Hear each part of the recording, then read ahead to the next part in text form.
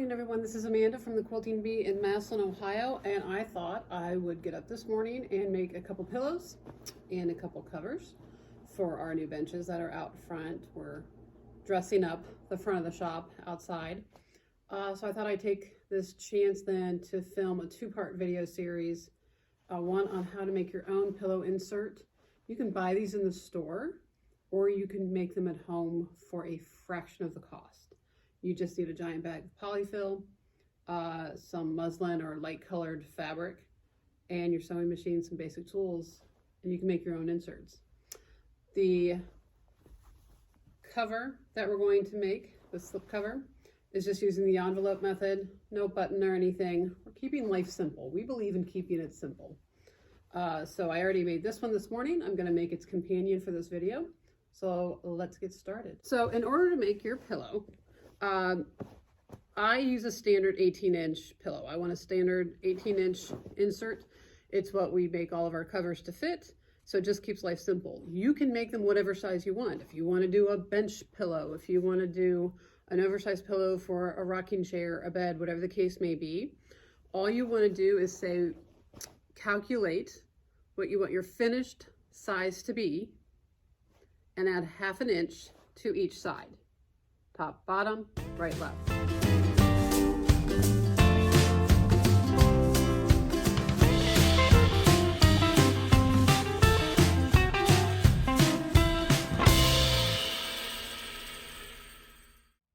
So that's the math you need to know, is what do you want it to finish to, add 1/2 inch to every side, and cut your muslin or whatever light fabric you want to use. So once you've cut your pieces of muslin to what you need, so I have two 19-inch pieces, you're going to go ahead and put them together. Right sides together doesn't matter too much, especially if it's muslin. You just want all your corners to match. And you're going to go around and just pin sporadically, just like you would a placemat, leaving a turn hole. I like to leave mine here at the bottom facing me, because we're just going to do a quick stitch around, stuff this sucker full of polyfill, and then close the opening. So let's go ahead and pin. And so again, here at the bottom, I'm going to use my hand as a gauge and mark where I want to start and end my stitching. I'll start on this side, work my way around, come back, back tacking or back stitching at my beginning and endings, and just leave a nice little turn hole. You're going to use a 1/2 inch seam allowance as you sew around. Then before we turn this out, you just want to nip your corners, again, just like you would a placemat. Just going to slice those off. You want to make sure you don't trim off into your seam allowance, leave your stitching.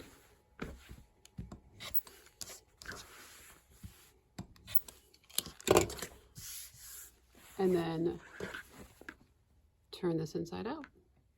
So let's go ahead and turn this inside out.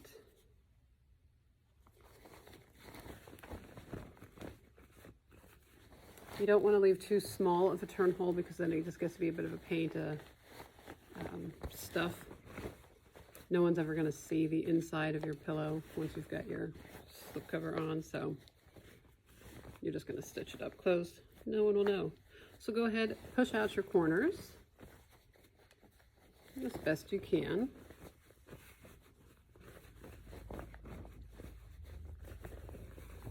And so there we have the shell, and now it's time to stuff. So there's all kinds of polyfill out there. This is polyester fiber fill.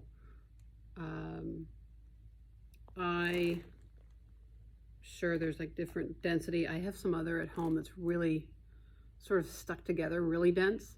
So if you've got some that's really, really, really dense, as you pull it out, you're going to want to sort of fluff it, so it gives you a nice fluffy pillow. You don't want a hard, lumpy, dense pillow. So fluff it if you need. This stuff is still pretty, it's not too dense, but I am still, just as I pull it out, and I'm going to pull out a lot because it takes more than you think.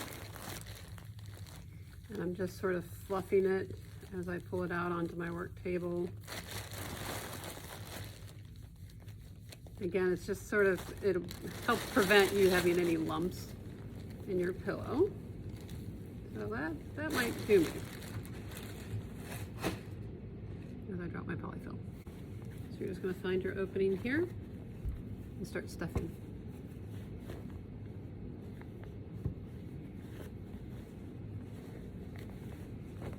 This is where you're going to want a large hole. So you're just going to keep stuffing it. Don't worry about tucking it into your corners just yet. Get your stuffing in there, and then when I feel like I'm about 3/4 of the way, that's when I'm going to go ahead and take my fill and push it into the corners just to make sure that those are nice and filled before I go too far. So you're just sort of pushing it around. I'm going to need more polyfill. You always need more than you think you do. These are pillows that are not really going to be used. Ours are going to be out on our benches, so I'm not looking to get too comfy, just enough to fill out the slip cover. I think that will work. And so here we go, next step. Okay, so now that you have it stuffed, you want to sort of push it away from your top seam a bit. Remember that you did a 1/2 inch seam allowance all the way around the pillow insert.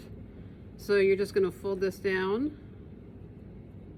take it to your machine, you can pin it in a couple places if you'd like, just to make sure it stays together. It's always a little awkward when it's stuff like this. We're just going to take it to the machine and just do a nice stitch right along that top edge to close up the hole. Again, no one's ever going to see this. It's going to get covered, so don't sweat it. Okay, so our hole is stitched shut. So that is how you make a pillow insert. You can stuff it as much as you want, but you can see after you stuff your hole, you can just sort of shake that polyfill around and you have an insert. So don't buy them, make them.